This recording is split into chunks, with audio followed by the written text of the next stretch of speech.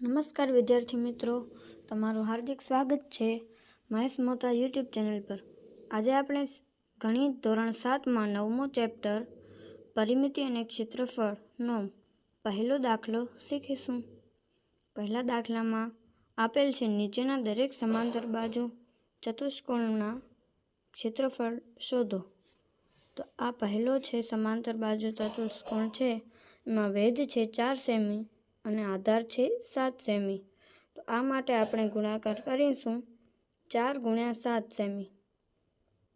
તો 4 × 7 સેમી કરવાથી અહીંયા મળશે આપણને જવાબ 28। તો પહેલાં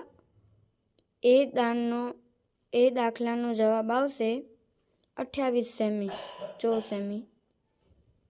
બાજુમાં બી દાખલો આપેલ છે, તો આમાં આધાર છે 5 સેમીનો અને વેધ છે 3 સેમીનું।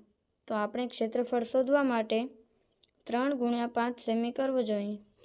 તો 3 × 5 સેમી કરવાથી 15 સેમી જવાબ આવશે।